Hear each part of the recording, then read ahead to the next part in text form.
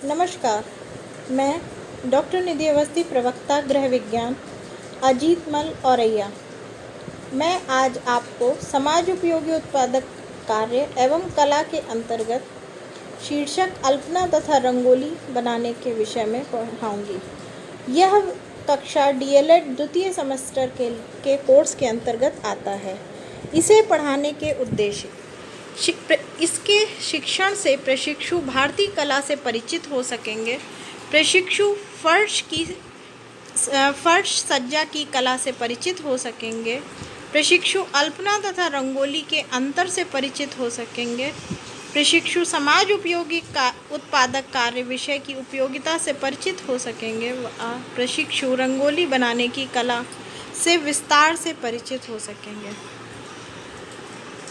प्रस्तावना। सुंदरता वह तत्व अथवा गुण है जो इंद्रियों से आनंदित करता है तथा आत्मा को उच्च अनुभूति देता है।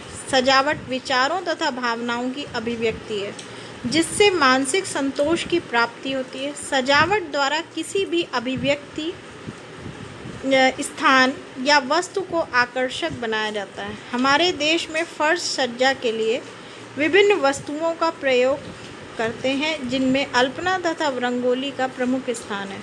विभिन्न त्योहारों, अवसरों तथा फर्श पर विभिन्न तरीकों से अल्पना व रंगोली बनाई जाती है। अल्पना या रंगोली का अर्थ। अल्पना शब्द संस्कृत भाषा के अलंबिना शब्द से बना है जिसका अर्थ कलात्मक भाव है। अल्पना शब्द आलेपन शब्द से भी बना है जिसका अर्थ है चावल के लेप को अंगुलियों के माध्यम से किया जाने वाली कलात्मक चित्रकारी। इतिहास। अल्पना विभिन्न रंगों से बनी भारतीय कलाकृति है। भारत में पौराणिक काल से ही मांगलिक अवसरों व उत्सवों पर घरों में चावल, हल्दी, आटा, रंगीन लकड़ी के बुरादे, रंगों, फूलों से अल्पना बनाई जाती है। सभ्यता के विकास से अल्पना तथा रंगोली के आलेखनों में भी प्रगति हुई है। अल्पना का प्रारंभ सर्वप्रथम बंगाल में हुआ। दक्षिण भारत में इसका प्रचलन पर्याप्त रूप से हुआ है। वहाँ कर्नाटक में इसे रंगोली, आंध्र प्रदेश में मुग्गू नाम से जानते हैं। लोग बिंदुओं, रेखाओं, उंगलियों से सूखे चावल के आटे से इसे बनाते हैं। गुजरात, महाराष्ट्र तथा मध्य प्रदेश में भी इसे रंगोली के नाम से जानते हैं जिसमें डिज़ाइन की रेखाएं खींची जाती हैं और सूखे रंगीन पाउडर से भर दिया जाता है। अल्पना तथा रंगोली में अंतर। अल्पना में जल का प्रयोग किया जाता है, इसे रस चित्र भी कहते हैं। अल्पना बनाते समय धरातल को दोहरी पंक्ति से बनाना चाहिए। अल्पना पिसे हुए चावल के घोल व गीले रंगों से बनाई जाती है। प्रायः सफ़ेद रंग की होती है। नमूने प्रायः प्रकृति आधारित होते हैं। पृष्ठभूमि फर्श होती है तथा डिज़ाइन को पूरे भरने की आवश्यकता नहीं होती है। रंगोली में सूखे रंगों का प्रयोग किया जाता है, इसे धूल चित्र कहते हैं। रंगों का उचित चुनाव व संयोजन करना चाहिए। धरातल खाली नहीं छोड़ना चाहिए, रंगों से भर देना चाहिए। समय बचाने के लिए स्टेंसिल आदि का भी प्रयोग किया जा सकता है। नमूने फूल, पत्ती, जानवर, पक्षी व ज्यामिति होते हैं। सामग्री। अल्पना के लिए सूखे चावल के आटे से बना गाढ़ा घोल, हल्दी व कुछ रंग डालकर रंगदार पेस्ट बनाकर प्रयोग कर सकते हैं। इसके अतिरिक्त खड़िए मिट्टी और पानी के मिश्रण को भी प्रयोग कर सकते हैं। रंगोली के लिए लकड़ी का रंगा हुआ बुरादा, चोकर, बालू, रेत, होली के विभिन्न रंग, सूखी मेहंदी, ईंट का चूरा, सुर्खी, पीली मिट्टी, धान का भूसा, गेरू, हिरमिची, सफ़ेद खड़िया मिट्टी, सूखी व पिसी प्रयोग करते हैं। रंगोली या अल्पना बनाने के सिद्धांत। अल्पना के नमूने को बाहर की तरफ झालर से बनाना चाहिए क्योंकि झालर महत्वपूर्ण होती है। बाहर को 2 लाइनें होनी चाहिए। ये लाइनें बार बार दोहराई जानी चाहिए। यह पदार्थ अथवा पेस्ट बनाएं तो खाली ज़मीन दिखनी चाहिए, ज़मीन को पूरा ढकना नहीं चाहिए। रंगोली के रंग सूखी अवस्था में ही प्रयोग करने चाहिए। गहरे रंगों को बाहर की तरफ प्रयोग करना चाहिए।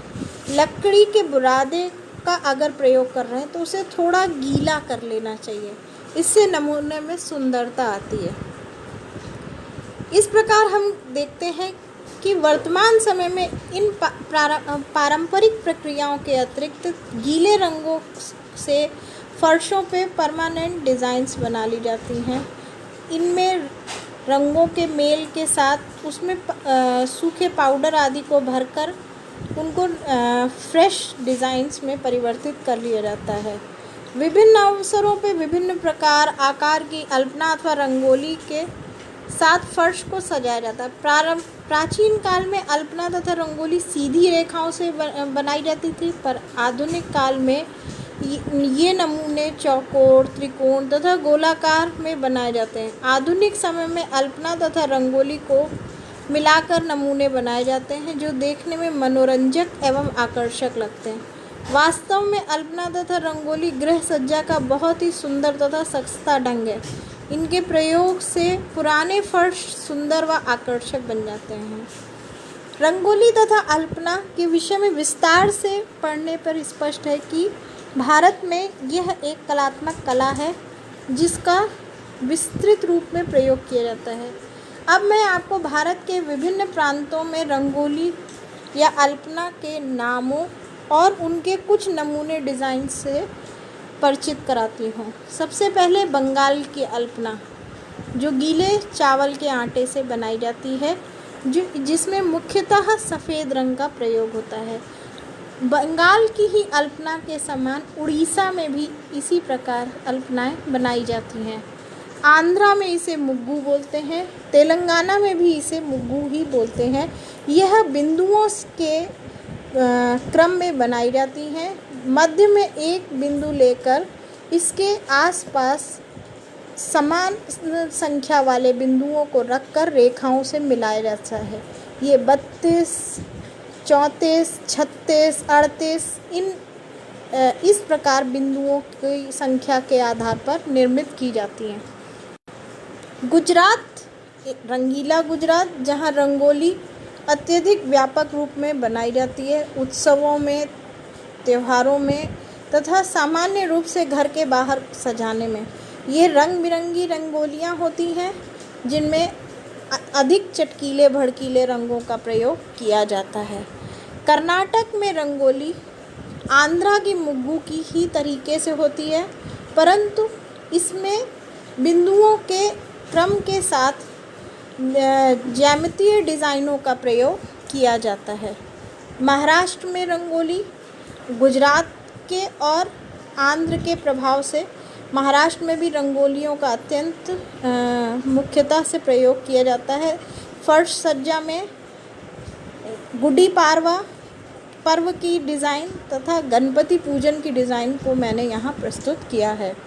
उत्तर प्रदेश में हम इसे चौक पूरन्ना के नाम से जानते हैं तथा विभिन्न उत्सवों पर पारंपरिक डिज़ाइनों से सभी परिचित हैं। हम घर में बनाते हैं, जैसे भाई दूज में, करवा चौथ में, अहोई अष्टमी में तथा दशहरे में, और भी जितने भी हमारे जो त्यौहार हैं उनमें हम विशेष प्रकार की इन अल्पनाओं को बनाते हैं जिन्हें हम चौक पूरने के नाम से जानते हैं।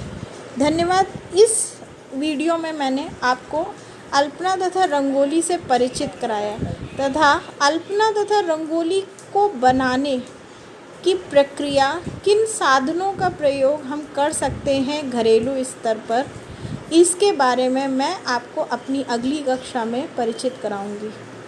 नमस्कार।